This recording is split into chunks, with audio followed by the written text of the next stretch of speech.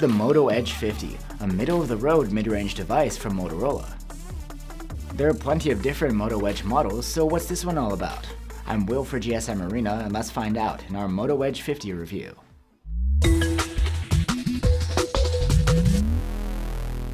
The Edge 50 is a mid-ranger that specs-wise sits below the Edge 50 Pro and the Ultra models, but is more premium than the Edge 50 Fusion and Neo. There are a couple of differences, but the Edge 50 is similar to the Edge 50 Neo we've already reviewed.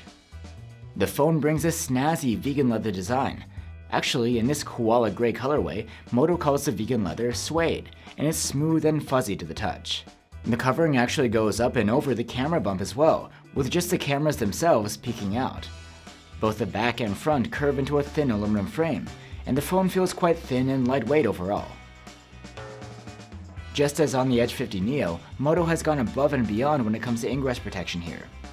Not only is this phone IP68 rated against water and dust, but it has military-grade resistance to extreme temperatures and conditions, and even drops from as high as 1.5 meters. The display of the Edge 50 is a curved 6.7-inch OLED with a 1220p resolution, Gorilla Glass 5 protection, and a 120Hz refresh rate. It's larger than the Edge 50 Neos, but you're missing the LTPO tech here. That means that while you get 120Hz to smooth out your swiping and scrolling, and it is adaptive, it can dial down as low as 1 Hz when idling to save energy. The minimum here is 60. When it comes to brightness, we measured a maximum of around 550 nits with the manual slider, and this could boost to over 1400 nits in auto mode, plenty for comfy outdoor use.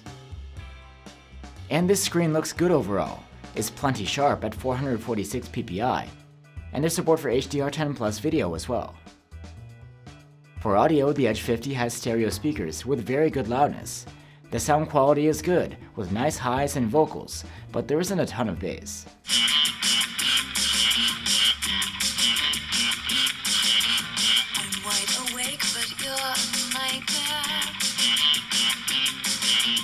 To wake up and unlock the phone, there's an under-display optical fingerprint reader. It's quick and responsive. And the Edge 50 comes with 256 or 512 gigs of storage, but that isn't expandable to microSD.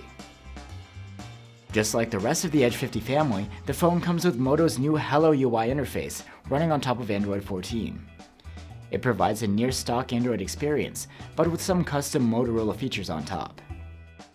These you'll find within the Moto app, and they're organized into categories like personalizations, gestures, and security options.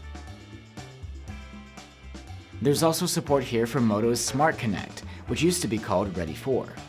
It allows you to connect the phone to a TV or monitor via cable or wireless, and use a PC-like desktop interface, among other features.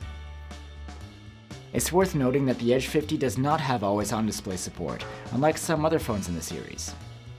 And for software support, Moto promises 5 OS updates, and says that software updates will be more timely than they've been in the past. The chipset of the Moto Edge 50 is a Snapdragon 7 Gen 1 Accelerated Edition, or AE for short. It's basically the Snapdragon 7 Gen 1, but with a faster clock speed in its prime CPU core. In benchmarks, the performance is nothing to write home about, but it's adequate for a mid-ranger. The problem is that in the same price range, you can get phones with much more power under the hood. Still, there's enough power here for a mostly smooth user experience, and games run okay. The Edge 50 has a 5000 mAh battery, notably larger than that of the Edge 50 Neo. However, when it comes to battery life, we weren't impressed here. In our tests, the Edge 50 earned an active use score of 9 hours and 56 minutes. The Edge 50 Neo is more efficient and scored a lot better. The phone supports 68-watt charging, but unlike last year, there's no charger included in the box. With a proper adapter, the Edge 50 was able to charge from 0 to 77% in half an hour, and a full charge took 45 minutes. There's support for wireless charging here too. And now we have the cameras. There's a 50-megapixel main cam, a 10-megapixel 3x telephoto cam, and a 13-megapixel ultrawide which has autofocus. It's the same camera hardware as on the Edge 50 Neo, but it seems that the processing here on the Edge 50 is better and more reliable. During the day, the main camera's photos come out with a good amount of detail and sharpness, wide dynamic range, and pretty natural looking colors.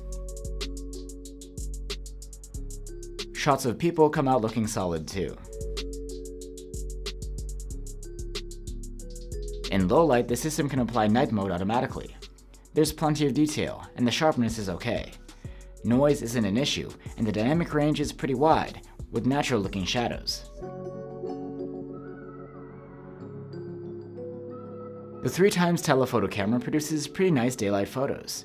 They match the main camera's processing in terms of colors, contrast, and dynamic range. They're not quite as sharp or detailed though. At night, the 3x zoom shots are clean, with a balanced exposure. The sharpness and detail are actually about the same as the main cam here. The ultrawide cam produces photos that are less sharp than the other two cameras, and the dynamic range is more limited, with darker shadows. The colors are less saturated too. Still, the results are decent for an ultrawide in this price range.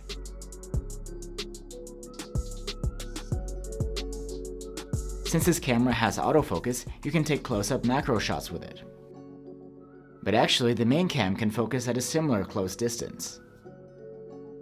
In low light, the ultrawide cam produces okay images. The dynamic range is surprisingly good, and there's enough detail. However, there's plenty of softness and noise. Selfies from the 32-megapixel front-facing cam are quite nice. The colors could be livelier, but these selfies have plenty of detail, wide dynamic range, and they're decently sharp too.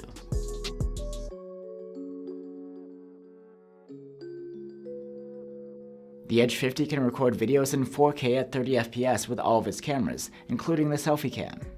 The main camera produces likable clips with nice colors and good enough dynamic range. There is room for improvement when it comes to sharpness though. 3x zoomed videos come out a bit brighter, but the colors are less lively. The footage is a bit softer too. And videos from the ultrawide camera are noticeably softer, with narrower dynamic range, but the colors and contrast are still good. Electronic stabilization is always on. Here's a look at how it performs. And in low light, the main cam produces solid footage that's clean and sharp enough, and highlights and shadows look natural. So there you have it guys. The Moto Edge 50 is a mid-ranger with a durable and sleek design, a nice display, and dependable cameras. However, the Edge 50 is tough to flat out recommend. There are plenty of competitors with more powerful chipsets and much better battery life. You'll have to weigh the pros and cons for yourself. Thanks for watching guys. Here are a couple of alternatives on our channel, the OnePlus Nord 4 and the Moto Edge 50 Neo. Let us know what you think and I'll see you on the next one.